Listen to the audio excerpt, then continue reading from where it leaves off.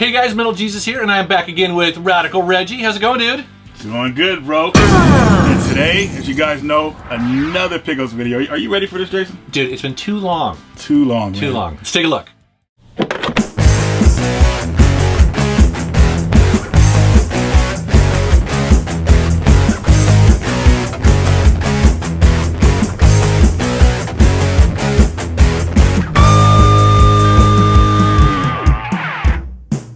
Alright, so I have to ask you, how is your Ronnie James Dio trivia?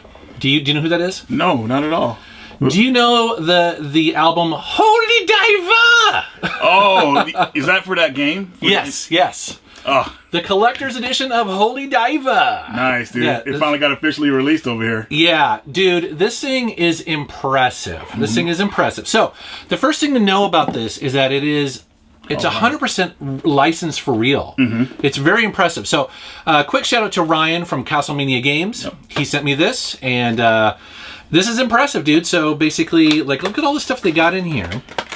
So, this is obviously the NES card. It also even comes with a little sleeve. Nice. Comes with a full manual. 100% licensed, like I mentioned. So, this is a... You wouldn't really call this a reproduction because it didn't come out here. No, it was never. This is its first release over here. It was released in Japan only. Yeah. So I don't think they got anything like this. So yeah, so they basically took the Famicom version and they are bringing it to the NES through Irene. It's numbered. Very nice. And look at all the stuff it comes with, man. It's crazy. So stickers, nice, these look like kind of tarot cards looking things here. See, that's what I'm talking about, man. They went all out for this. They went all out. Yeah. So pins. Cool. You put on your biker jacket. There you go. I'm not sure. That's the main character right there. Yeah, yeah. And okay. I guess this is like a little stand-up 8-bit version that you could kind of put on your shelf, which is really cool. And then at the very bottom here, for whatever reason, it's got a little notebook, but again, it's branded Holy Diver. Nice. Honestly, when I got this in the mail, I was really blown away just how much. I mean, look at all this stuff. Yeah, seriously, man. Yeah, it's a crazy special edition, collector's edition of this game. So a lot of people are looking forward to this. The game too is it kind of plays like a Castlevania type game. Yeah. It is hard because enemies respawn. So if you walk backwards too far and you go forward, the enemy will be there again. So you have to be very, very cautious in this game. You got to get good at it. It's tough because it won't hold your hand. Yeah, this game is notoriously difficult. Old school hard. Old school hard. But a fantastic version of this. So if you guys are interested in picking this up, we'll put a link down in the video description below because it's, like I said, it's pretty amazing. Definitely. So starting off strong. Definitely. So the next game, well, the first game I'll show is a game that I think everybody and their family should play, and that is Horizon Chase. Oh. For the PS4. You've been talking about this forever. This game is amazing. This is the best racing game I've played since Outrun 2 and what's the other game? Top Gear as well. Okay. Seriously, the guys who are fans of those games, they came together and they created this game, and it is amazing. They even got Barry Lynch, who did the soundtrack for Top Gear.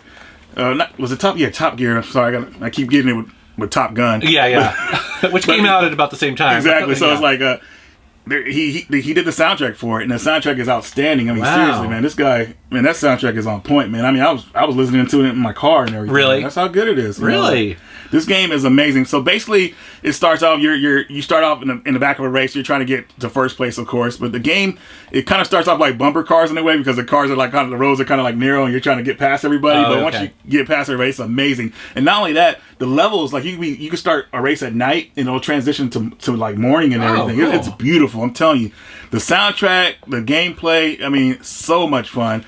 And this physical copy is a Brazilian exclusive. So, yeah, went all out, man. They hooked it up, man. So, well, I'm very glad to see this because I've been complaining about this for a while, that arcade racing games have been creeping towards realism, and I don't like that. Yeah, I miss the days of where it's unrealistic. It's stupid unrealistic. Yeah. You're having a blast, right? Exactly. So, wow, all right. This game is like I said, it's amazing. And also, I believe it's going to come out for the Switch and the Xbox One as well. But right now, you can download it on PS4. But if you want to be hardcore and get that physical copy, it's a Brazilian exclusive. Got to do it. All right. All right. That's cool.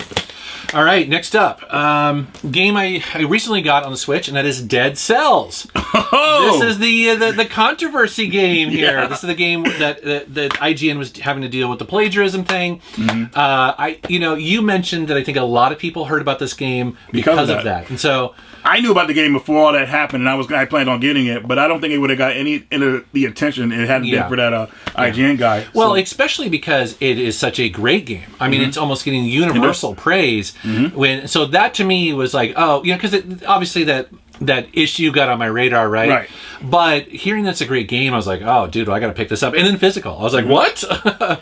So. This is a really cool game. It's a Metroidvania type game. You guys will... Well, the way they described it, because I was looking on their website, because it has a unique feel.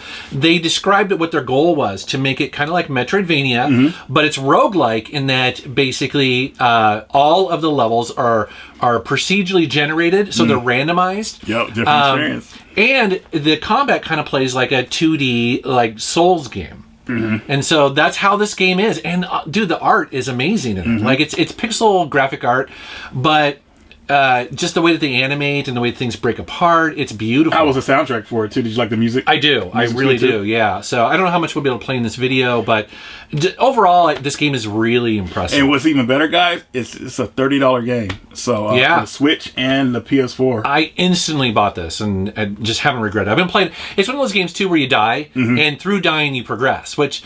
And also because it's randomized, you're not really playing the same levels all the time. It's always a different experience. That's amazing. So, very cool game, man. Really been enjoying this. This is great. All right, so next game here, I guess I could join the Switch hype.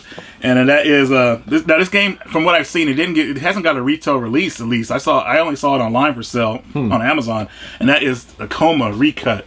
Now, I showed this in a pickups video before on the PS4, but the Switch version is out now, so now it's more in America now. So if you want to pick this game up, this is a survival horror game where you play as a student. I guess he got bad grades and he gets transferred into this evil school zone, and your favorite person becomes your killer, and it ends up being his teacher, his sexy teacher is trying to kill him. Sexy teacher. And it gets crazy. You do not want to go near her, because as the game progresses, she starts to look worse and worse, and she gets creepier how she looks. So it's like, oh man. But you spend most of your time running around this game trying to find out what's going on. You hide. You got to stay quiet. Your flashlight, you use your flashlight that enemies will spot you easier, so you got to be careful. And you're just running around this creepy school. It's really good. It's a sprite-based game from what I've seen. I think it's sprites they're using for the graphics. Okay. Maybe not, but I would just say it's a 2D type survival horror. So check out the Coma. All right, next up for me, also on Switch, is Wolfenstein II.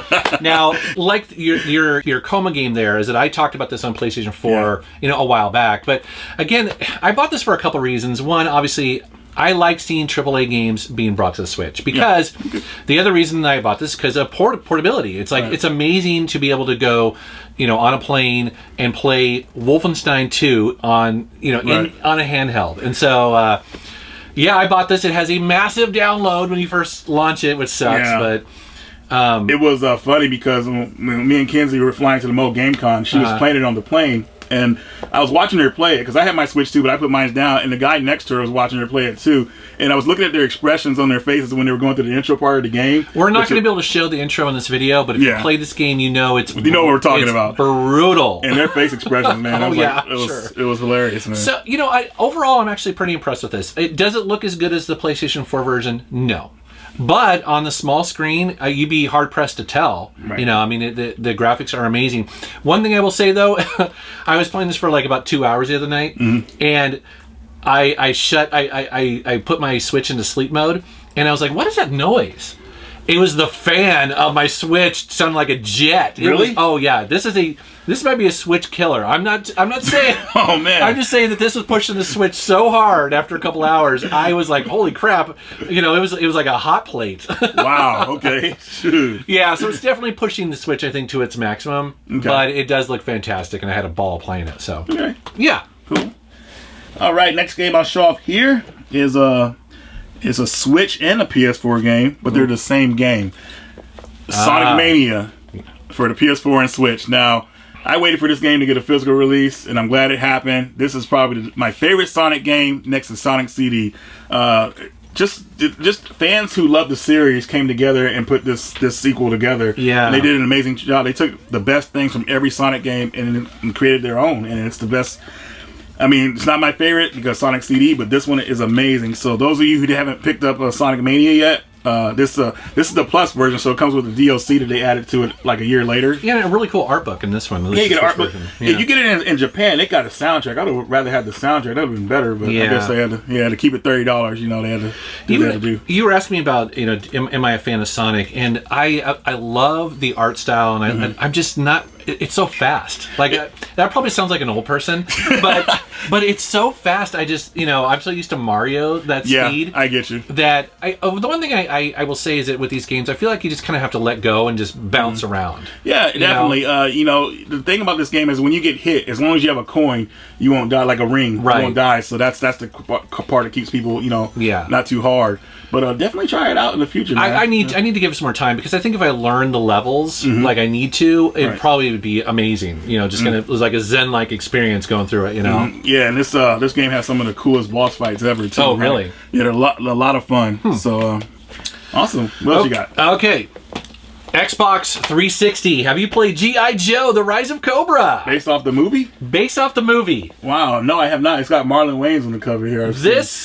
Yes, that's right, because he's in the movie, right? Yep. So I recently rewatched this movie because it was on Netflix. It was free, and you know, it's not the worst movie. It's actually not a bad movie. It's kind of fun. And the game is actually really decent. This is, I'm not going to say it's amazing. I'm going to say this is a hidden gem, and I'm going to stick by that, because do you remember back in the 80s, Commando, you know, where you're the lone guy? And that's what this is, but in 3D. So essentially you're behind the character, and it's a corridor, right? So you can only go forward. Oh, it's 2-player as well. Yeah, and there's always two characters, you know, 2 G.I. Joes, and basically it's a run and gun. It's a run and gun, but in 3D behind your characters, and you can do flips. You can do, you can hide behind, you know, like you can take cover. It's a really fun game. I see EA on here, so I'm guessing it might be on the PS3 as well. Probably. I know that it's on the PSP, because that's where I first played PSP. it. I have to look into this. Yeah, okay, but I have to say that the 360 version, and I'm sure the PlayStation 3 version, you know, they just have better graphics. Of course. This is a game that is a total sleeper. Sleeper, yeah, and it's not very expensive. You can find it for usually less than $5. Okay, yeah, I'll probably get it today. Hopefully. Yeah, you should definitely. Awesome, man. All right, next game here is a Switch and a PS4 game, and that is Owlboy. Now, I found out about Owlboy. I was actually watching Media Glitch, and he had the creator on his channel, and the guy was talking about like how you know he created the game. It took him 10 years. I know. I heard about that. Isn't it amazing? I was like, man, 10 years, man. Yeah. But he made it happen, and this is probably one of the better. I mean, seriously, I haven't got all the way through it, but this game starts out amazing. A lot of fun. Yeah. I mean, like I said, I've only got to the first part of the game, but it's just like, whoa, dude, you did a good job already. It's a Metroidvania style game where you play as an Owlboy. What's really cool about it is that your character basically picks up other characters that have abilities. Yep. So that's what you're doing, is you're carrying other people that have the ability to shoot or whatever you need them to do to get through the next area. Exactly. It's very clever. It's a hard game. It doesn't feel hard in the beginning, but it doesn't hold your hand either. Like, you'll reach certain parts in the game and you'll just be like, I don't know what I'm supposed to do here, and there's no indication as to what you're supposed to do. Right. So you have to be okay with exploring and trying new things, which is cool. Right. Yeah, very cool. Super. I mean, this is such a polished game for one person. It's very amazing. Polished. Yeah, very polished, and also this is not like it's a $30 game. I mean, when it first came out, it's $30. It might be cheaper now, so it's definitely something you want to pick up. You know, definitely. Yeah. It's going to go down as one of the better indie games of this generation. Oh, most for sure. definitely. Yeah, that's cool. You got to be a physical for that. I need to do that too. I bought it on the PS4 when it first hit digital. Oh, did you? Yeah. So now I need to get the physical. Get that physical, man, because you know. Yeah, there you go. All right, next up for me is a PSP game. Oh, yes! I have gotten this game recently too. Wow. Oh, you did? I did. Oh, that's hilarious. So I just happened to come across this, and I was like, oh, Driver 76. Tell you something real fast. I don't know if you noticed, but this is made by Somo Digital. They're the same guys that did Outrun. Yes, I saw that on the back. Yeah, they did a good job. Yeah, so this plays, at least so far as I've gotten into it, is kind of like a Grand Theft Auto-esque sort of game, or gangster sort of thing.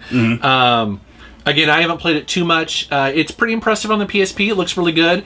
It's by Sumo Digital, so they're, of course, going to do a great job. Yep. Have you played it much yet? I did, just briefly. I didn't play too much of it, but what I did play, I liked a lot. I like how they do the cinematics, too, with the story as well. Yeah. That's very cool. So Yeah, very cool game. So they know how to utilize the PSP's power in the way the game plays. I mean, the storytelling mixed with racing, and not racing, but driving around. And yeah, because it seems like it's pretty varied. I mean, the reason why I compare it to Grand Theft Auto, it's not like an open world like that, but you do a lot of those kind of things. So there's one mission early on where you're trying to take cars over, one by one, you have to, without damaging them on the streets. Right. There's races. There are a lot of sort of that sort of stuff. Yep. But of course, I don't know. I love the PSP. I'm glad you picked that up, man. It's nice to see a PSP title. I know. Awesome, man. All right, so next game here is on Xbox and PS2, and that is a survival horror game called Run Like Hell. Yeah. Now, Run Like Hell, I love Lance Hendrickson. I think that's how you pronounce his name, from Aliens. Oh yeah, okay. Did I say his name right? Lance think Hendrickson? so. Yeah. He's the main hero in this game, and it is amazing. They even got Clancy Brown as one of the voice actors in this game as well. I haven't played this in a long time. I'm glad you brought this up. I know, it's crazy. It starts out insane, man. I mean, the first victim in this game gets the business, man. I mean, I'm serious. It was a brutal. Yeah. She's a brutal victim. I'll say that. But pretty much, you got to run from these crazy monsters on the spaceship. You're trying to figure out the story, and it's really a great action survival horror game. It was actually meant to be a trilogy, but I guess they had some production problems with the money and everything. So this is the only game they came out with. But still, I think it's an amazing game. And if you pick up the game, you probably want to get the Xbox version because you can play in 480p. Get the best visuals and all that. But if you're not, PS2 version is fine. You know what I always thought about this game? It suffered from bad marketing, and here's very the bad why. marketing. Yeah. Well, here's the reason why I think it has at least something to do with it. This just says RLH, nothing on the back. So you called it Run Like Hell, which is what this game's called. You would never know that. The PS2 version has the real title on it. So why they did? I guess maybe because people in Walmarts would get upset or something like that. Why would they do that? I have no idea, but yeah, the PS2 version says Run Like Hell, but I guess they wanted to give it like. Maybe they thought people would take interest if it was just spelled out like that. Yeah, it's weird. So just be aware that sometimes it's just RLH. It's just kind of bizarre, but all right. Next up is another PS2 game that I picked up recently. Yes. Yes. So Sub Rebellion. So I picked this up because I don't know, like maybe last year or something like that. I was talking about a game. I'm going to look for it here. I don't think I see it up there. But there was a game that came out on the PC called Subculture, which was an arcade submarine kind of shooter game. Okay. Exploration game. And I was talking about it because it was really cool at the time. Definitely like a little bit of a hidden gem. I remember it being kind of groundbreaking because it supported the 3DFX accelerator. But anyways, people were like, oh, well, you've got to check out the sequel. I was like, sequel? What are you talking about? Sequel to it, wow. Yeah, so on the PS2... I don't think it came out on the Xbox, is Sub Rebellion. And this game is actually really cool. It's basically a post-apocalyptic world where the sea levels have risen so far. Almost like the movie Waterworld. Remember that with Kevin Costner? Mm-hmm. Okay. So there's like buildings underneath the water and stuff like that. And you are... It looks really insane when you see the buildings. Like, yeah, it's crazy. Yeah, and so you're in this little submarine. You have missiles, and you're basically firing. You're doing all these missions. It's pretty cool, actually. I played it for a while. I liked it a lot. So good find, man. Yeah, I was happy to pick this up. Very cool, man. Yeah. Okay, Xbox 360 game next, and this is a fighting game called Golden Fantasia. I don't remember the whole the Japanese name for it, but it translated to be called Golden Fantasia. This is a 2D fighting game. And my buddy Kyle hooked me up with this. This actually only plays on the Japanese Xbox 360. Wow. So the only way you can actually play this game on the system is you have a modded 360 like I have, or actually Japanese system. So it's a very good fighting game, 2D fighting game, hand sprites and everything. Well, hand-drawn sprites. And it plays fantastic. It's a total hidden gem. Nobody knows about it because it didn't get a lot of marketing. But if you do want to try to buy this game in America, it is on Steam. You can buy it on Steam and play it like that, but I got to go for the physical. That's just how it is. Definitely. It's a really good fighting game that nobody knows about, and it's based off an anime series. Lots of cool moves. Now the game pretty much plays like they play as in tag battles, like a tag battle, but basically the person who's not being used is powering up while you're out there fighting. So when you tag out to them, they're all powered up and they can do special moves and stuff like that. So that's a cool feature that the game has, and some other features I'm still learning, but definitely a worthy pickup. Okay. Well, I should say now that Reggie hooked me up with a modded Xbox, so 360. Thankfully, so I'm going to be looking at stuff like that. Yeah, man, you're good to go, man. So, all right, next up is a new old release. So Tempest 4000, yes. So obviously Tempest is a classic arcade game. We're talking the 80s. It was vector graphics back in the day. People still talk about it fondly today. And I guess the Atari is relaunching it on modern consoles. And so is this a commercial release like in GameStop and stuff like that? I believe so. Okay. I believe so. This got sent to me by the publisher of it. So Atari actually sent me this. Nice. They sent me 2 versions, so that is yours. Whoa! Yeah, so you got me, man. You see what he did to me? Oh, man, you got me. Yes. It's Awesome. it's Tempest, so I played it for a while. It feels exactly like the arcade classic, but of course it's on HD and great music, and it's got some enhanced visuals. And I'm gonna play this live, man, with people. This looks really cool. It's nice to get some of these old arcade games that still hold up. Yeah, seriously, man, and then get it remastered too, like this. Yeah, Atari's amazing, man. That's cool. Yeah, man. It's cool that they do that, huh? Yeah. My turn against. This was actually sent to me by John Lester, and this is Signe Hunter and the Caverns of Death. Now, this is a new Super Nintendo game. Yeah. Have you played it? I have, actually. So I don't remember. He might have demoed it last year when I went down to Game On. He was demoing the another game. That's I think it's a sequel or prequel to it. Okay, but brand new Super Nintendo. Brand new game. Super Nintendo game. Yeah. Seriously, it's crazy because you wonder why a developer would actually develop a game from Super Nintendo, because it's actually a tough system to develop for. But they did a great job. It has good music with it and everything. The music is kind of like it plays over and over again, but it's actually really good though. But some people it doesn't drive you nuts. It doesn't drive you nuts. No, it's really cool. It's expensive to get build a lot of music into a game. Yeah. But the game plays like you're going on an adventure. You're trying to look for these treasures, and basically you're in these caverns. You have a boomerang as your weapon, and you have to light it. It's really dark, so you have to light up the caverns. You have a torch too that you can use, and also there's lava, so depending if you're on the level too long, the lava keeps coming up, so you have to kind of get out of there fast. So that kind of keeps it tense and everything. Oh, cool. You also find like notes from other people that were in the caverns, like notes that they leave, like information for you and things like that. But really cool game. Definitely something that you want to pick up if you're a big Super Nintendo fan. Yeah, I remember a new Super Nintendo game was. I remember being really impressed by it, because you never know if it's going to just be like a cheap hack or something like that. But no, this is legit. No, they did a good job. Yeah, seriously.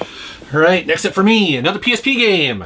It was while we're down in Missouri, I was looking for just random PSP games. Down in Missouri, cool. So Sega Rally Revo on the PSP, again, a big arcade fan, What caught my eye with this, though, is that it's made by Bugbear. So Bugbear made the Flat Out series. So they've been making a lot of arcade racing games for a while now, and this is a really, really good rally racing game. Sega makes good rally racer games. Yeah, seriously. I saw Sega on there, and I was oh yeah. Yeah, and again, getting the developer Bugbear to do it, they're known for really good arcade.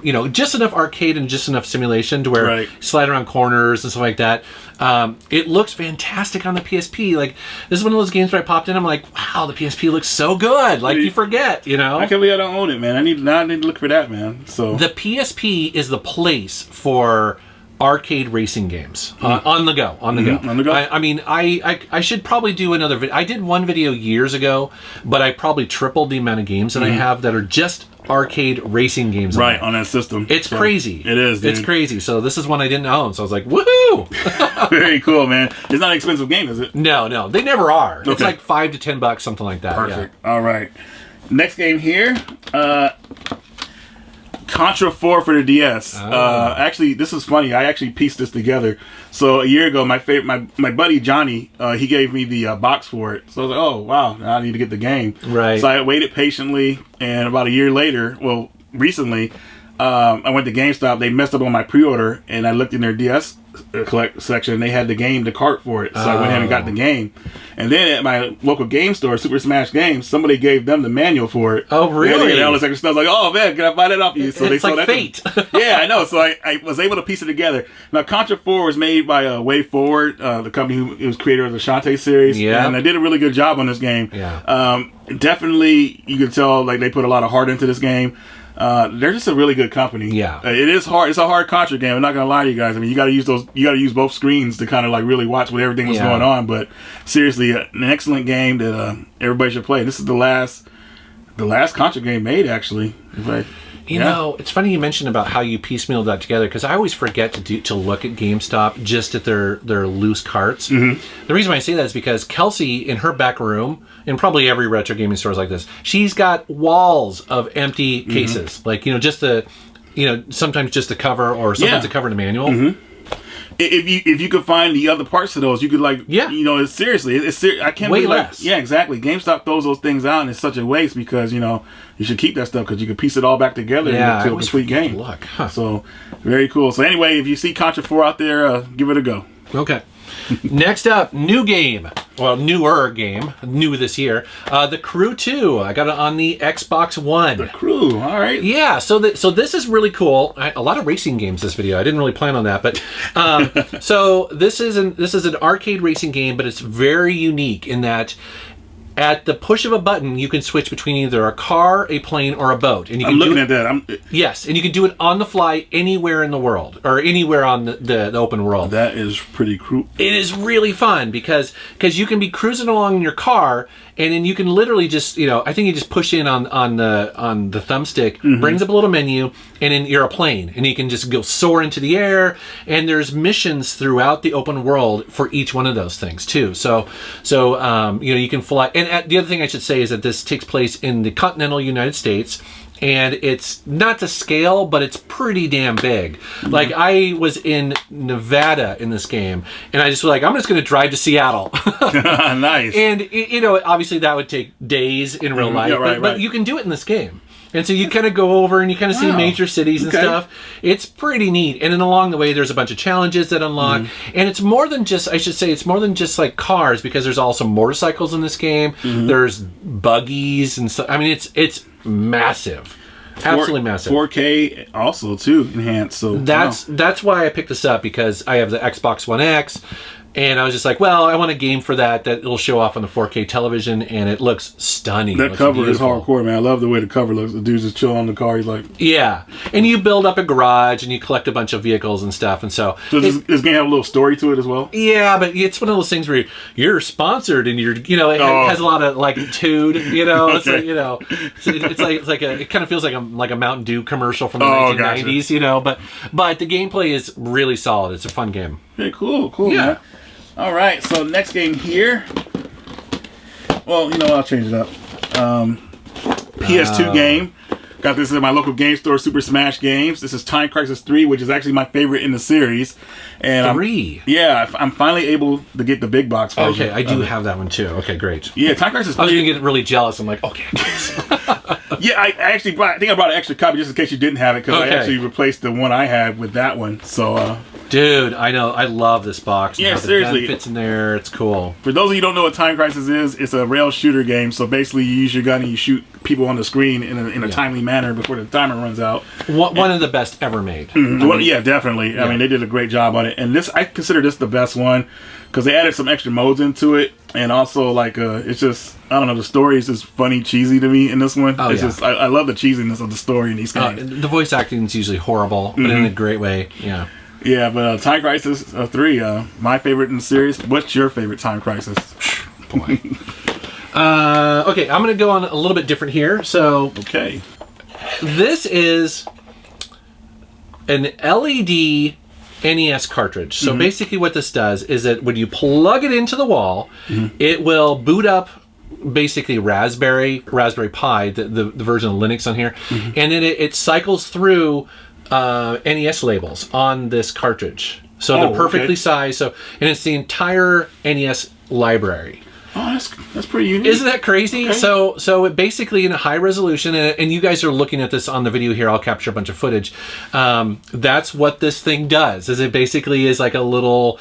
What do they call those? Those picture. Like digital picture things. I know. I can't remember. You guys know, but yeah. So this comes from DNA Dimensions Designs, and this is a guy who actually got his start in the community making laser etchings from wood, and so that's what these are. Very cool. So these are stands that he builds for this thing, and good job. Yeah, and that's kind of what he got known for. Okay. So I think John Riggs has like a big Nintendo sign and stuff like that. Really high quality. The other thing I want to mention about this is that he has since also added the ability for you to put your own photos on. So when you first bought this thing, it only did NES. Certain amount, okay. Yeah. So now you can basically through a web server, you can put your own photos on here. That's good. Okay. The one thing I want to mention about this though, is that it's well, I don't want to say it's unusually expensive. So this is $100 for this. Oh. It's for what it does. The it's screen expensive. quality must be on point. Yeah, I mean, I think it has. It's because it has a Raspberry Pi in here, which adds to it, and obviously a screen. Right. And plus the time and labor and stuff like that. Right. These things right here are about $20 to $30 on top of that. So who is this for? Well, it's really going to be for, I think, during the holidays. If you have a friend and you don't know what to get them, you know what I mean? And very cool. Yeah, like a collector, and put it in the background. So this is going to be in the background of my videos, just kind of chilling out back there. Very cool. Yeah, I like that. Interesting and quirky. Awesome, man. What am I going to go with next here? Okay, so went to the Game On Expo recently. Yeah. And I got to meet one of my fans, and his name is X, a very cool person, and he ended up giving me Dungeons and Dragons for the Sega Saturn. And I was like, dude, I could not believe it. I was like blown away. So these are the arcade games, These right? are arcade games, ported on the Saturn. Ported on the Saturn, yeah. And he hooked that up for me. Very cool guy. I consider him a friend. I mean, we hung out the whole time there, actually. So, he hooked that up for me. As you guys know, I'm back into the Sega Saturn. You are? Yeah, I mean, when you gave me that game, Groove on Fight, and then my buddy Kyle sent me a Saturn, and you know what, man? I said, it's time to rebuild the Saturn to what I used to have at least. So that just inspired me even more. Yeah. And so it comes with Tower of Doom and then Shadow over Mysteria. That which is a better game. That's the one everybody should be playing. I mean, both of them are good, but the sequel is like way better than the first one, like sequels should be. And he hooked that up, and the footage. I mean, the footage you're probably seeing right now because I don't have a RAM card for my Saturn yet, so I got captured footage from the PS3 version. But this is an amazing game, and I just can't believe I have the physical on the Sega Saturn. Yeah. This is so sought after. Is it? Yeah, when we went to the last GameCon, Corey from My Life in Gaming was looking for this game. Oh, and really? we're trying to get a good deal on it because it's expensive. So. Well, that's cool. Very cool game. All right, next up for me, another newer game, newish, is Assassin's Creed Origins. Got this one also on the Xbox. They come out every year, right? Pretty much. The reason why I picked this one up is because it got good reviews. Like the last couple have been kind of, This is one where Ubisoft said, okay, like we put out some crappy ones, we got to put some time. We start doing it, okay. And this is a very good game. It's not without its glitches. I've run into a couple weird glitches, but basically it takes place in Egypt. So it's kind of open world Egypt. Okay. So you can kind of go from one end of Egypt or whatever to the next. It's an Assassin's Creed game, so it's all about stealth, sneaking around. It's actually really fun. The other thing that was kind of interesting about this one is that I don't know if they've done this before, but these games are always kind of a little bit historical, right? So they always take place like in Italy or wherever. This includes a version of kind of a historical mode. So basically, if you want, you can remove all the enemies and simply just go around and kind of explore Egypt as though it's like a learning tool. Oh, wow. That's really neat. They did that. I know. It was really neat. And so that was definitely one of the turn-ons for me for this is like, okay, because I love like old Egyptian, history. You played some of the other ones, right? I have. Do the stories intertwine with each other still? Yes. So they all kind of do a little bit because, spoiler alert, but actually all of these games really take place in the future. Okay. So the way that the Assassin's Creed games kind of link together is that you're kind of replaying someone's past. So basically, they discover like a mummy, and through their DNA, it's not just how they were built; their memories are in the DNA. Oh, okay. And so in each one of these games, there's like this device. I forget what it's called, but you basically put on, you get into this device, and you're kind of reliving their past and piecing together how all that fits. Okay. Yeah. So, anyways, that's kind of how all that works. But for me, it's just a really fun stealth game, you know. Okay. And this is a really well made one. So I've actually been playing it a lot. Cool, man. I mean, I don't know if I'm gonna get into the Assassin's Creed series, but I like watching somebody else play it. You know, it's pretty cool. It is one of those games where you can, like, Rebecca watches me play. You know, because for one, it's just gorgeous. You know, so definitely. Detailed. And it's a good game to stream because you can kind of just play it as you want. You can be stealthy, or you can go in and you can just be a total psycho and you kill everyone. Yeah, it's fun. All right, next game here. I have 2 left. You got 2 left? Okay. Oh, no, I don't. I have 4 left. How many do you have left? I have 1, 2, 5 left. Okay. Okay, so this is a shoot 'em up game for the PS4. This is Battle Garegga. I think Egga, that's how you pronounce it. I've seen that before. So this came out for the Sega Saturn originally. It's a big title people were looking for that system. Yes. They brought it over to the PS4. It's a physical. It comes with a soundtrack. No, initially the game was released as a limited edition that came with no game, but it came with a download code, and people actually bought it.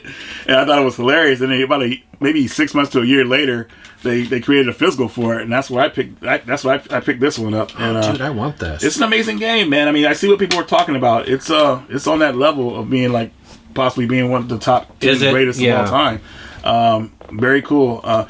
It's not hard. It's kind of like you could kind of change the menu to like a widescreen or the screen resolution on the game as well. I haven't messed with it too much because it's kind of like it's really Japanese heavy and everything with the text. Or it might be one of those too that allows you to turn your television. I forget what they call that, but there's tape mode or something like that. Where you use all that. Yeah. Huh. Wow. So, very cool game. Check it out. It's on PlayAsia if you want to pick this one up. I'm going to pick that up. All right, next up. A little bit of a weird one. This is the Amiga version, I believe. Yes, Amiga. So, down in Missouri, there was a guy who was selling a bunch of Amiga games. I love these covers. Man. I know, that's why I picked it up. I didn't know anything about it. I was like, so it's Synapsis. Is that what it's called? Synapsis? Basically, it's my understanding that this company actually changed its name a little bit because they'd also be like Psygnosis, right? Oh, okay, that's what they were. Who did Wipeout? Okay. Yeah, but they made a bunch of Amiga games back in the day. So this is called Nevermind, as you can see here. I know, fantastic cover.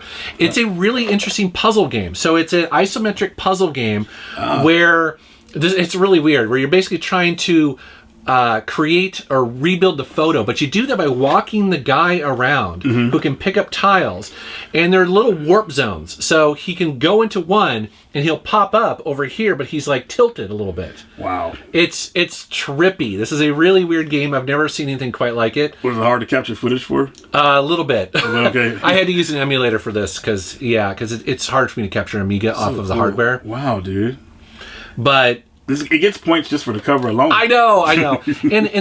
And these are becoming somewhat collectible just because the boxes were so cool. Yeah, exactly. Yeah, and so when I run into them, and I don't think these were expensive, like $5. Okay. You know, any old PC game like that's like $5 or less or whatever, I'm buying it. So. Heck yeah, man. Yeah, it's cool looking, huh? Awesome. Next game here. Rabi-Ribi. I think I said that right. Yeah, this is a Metroidvania type game. Is it? Yeah. Wow. You couldn't tell by the cover. The reason I found out about this game because Limited Run last year at PAX they had a demo of it going because they were gonna release it. Oh. I don't know what happened with that, but another company released it. And I picked it up from them. The game comes with a soundtrack and everything, and pretty much plays like a Metroidvania type game. You play as this rabbit who turned into a human, and you walk around trying to it has a little story mode. I didn't pay attention to it too much. I was trying to play the game and everything. Yeah. But it's actually really good. It's got cool boss battles in it. You know, it definitely plays like a Metroidvania type game. So wow, okay. Definitely something I think you guys want to pick up. It's not a fully priced game. It's like a $30 game, $25-$30 game. And it comes with a soundtrack. At least the version I got for it. So I don't know if Limited Run's going to put theirs out still, but Don't judge a book by its cover. Yeah. Check this game out. I'm about to pick that up. Next up for me, this is a Switch game from Super Rare Games. Ah, Super Rare. Super Rare, yeah. So this is Shelter Generations for the Switch. And so this is 2 games in one. So these are 2 Shelter games in one. These are very weird games because they are like life simulators or animal simulators. So the first game you play as a badger and you're trying to survive in the wilderness. I immediately jumped into the second game, so Shelter 2, where you play as a lynx or as a bobcat. And basically what you are, you're a mother bobcat and you have these babies and you're basically just trying to survive in the wilderness. And so you're tracking down bunnies and killing them and bringing them back to your little pups or whatever. And then they grow. And you're trying to keep them alive long enough to survive wolves and all sort of, cold and hunger. Right. And then what it does is it basically, after about an hour or so, if you survive long enough, you win. And then the family tree is there. And so then you can choose that one of your children and then start the game over as them looking for collectibles, all stuff like that. Did you put a lot of time into it? No. Okay. It sounds... I got bored, to be honest. It sounds... I'm making it sound a little bit more exciting than it really is. This is definitely, I would say, a game that can be very chill. If you just want to run around and, kill bunnies to give them to your little children or whatever. It has a very unique art style, like one I've never seen before. Yeah, it's good that they made a physical of it because this might be a game that nobody would think about making a physical for. So we're all about the physical media. The other thing too is that I really do appreciate games that are art for art's sake, even though I don't always like them. But I do like that video games are used in that capacity. Right. Not just for killing, or shooting down dudes, you know what I mean? Or I do appreciate developers who kind of like think outside the box a little bit, and that's definitely this game here. And by the way, I mean, most people really do like this game. Okay. It actually got decent reviews. It's just that, is it my kind of game? I totally get you. So. Yeah. So definitely check it out. You guys are looking at the footage. If it seems interesting, pick it up. Cool. Very cool. All right, next game here. Import game for PS1, and I forgot the original full name of it, but I'm just going to call you. No, you have to read. See, it's on the side. See, all right, I'll try to say it. Koro Postnin. I think I said it right this time. Sounds right. I don't know. Yeah, hopefully I did. Right. But anyway, this is a later released PS1 game. I think it was released in 2003. I finally was able to pick it up. So basically, you play as a post girl. She has to deliver mail, but you don't control her. You control the streets and how she walked by tilting the camera angle. Yeah, it helps her run around and deliver mail into certain parts of the game. So it's really it's hard to explain. This sounds hilarious. Oh, it's really cool, man. And you deliver all the mail and everything like by tilting the screen, and that's how you like get to certain spots and everything. It's hilarious. It's so goofy, but it's so much fun. And it's a totally unique idea for a game. That's the first game I've ever seen that did something like that. Besides Kiwi, there was another game called Kiwi something. But anyways, this game is awesome, man. And definitely, if you're into the import scene like I am, dude, you find the weirdest stuff, man. Dude, awesome. Seriously. And this game's amazing. All so right. I'm not gonna say the name again. Just pick up. We'll call it Postnin. We'll have it on the screen. All right. Next up is for the Switch again. This is a game I picked up at GameStop. It's a Runner 3.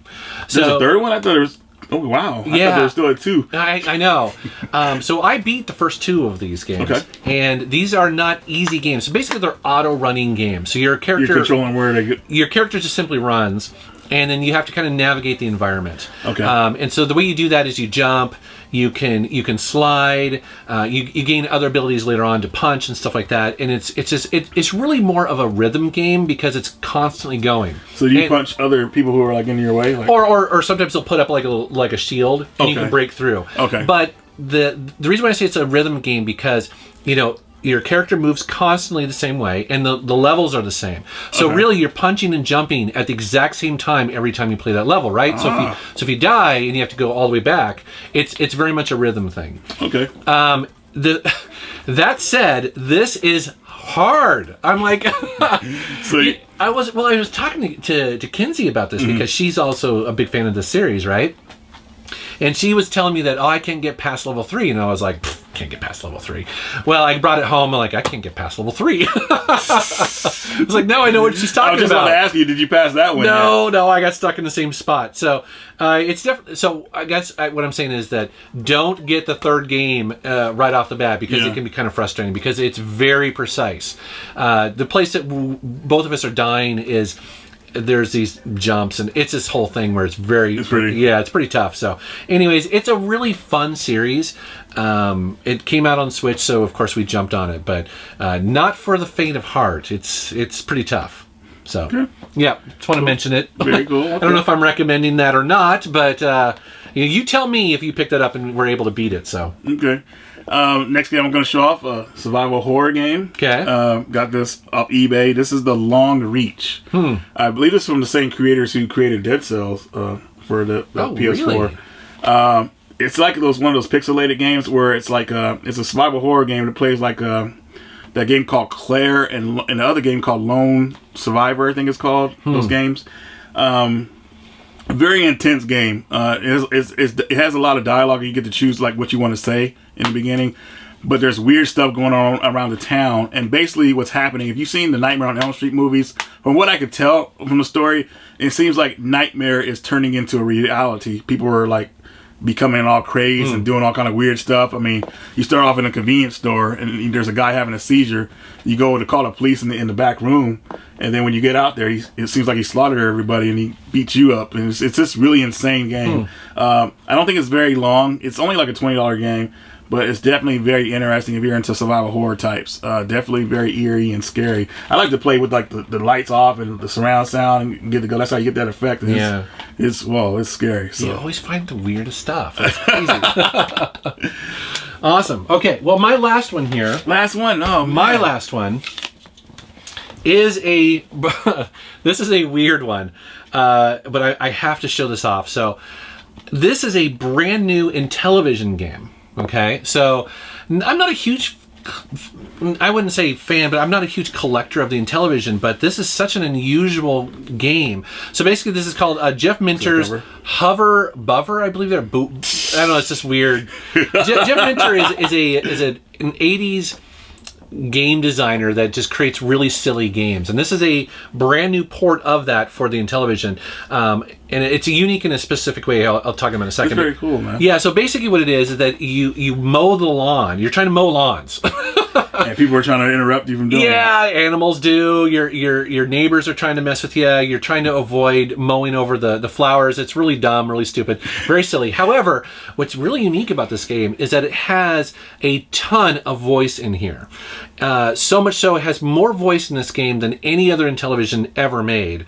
And that's kind of one of the benefits of doing a new game today, because they can do that, right? Right. So what it does is it uses this right here. So this is the IntelliVoice add-on for the Intellivision that you have to hear the voices. But this game talks all the time. Really? Yeah, which is very unusual for a really early Intellivision game like this. So usually it was a couple sentences, or this game's talking to you all the time. Talks on the menu, talks during the game.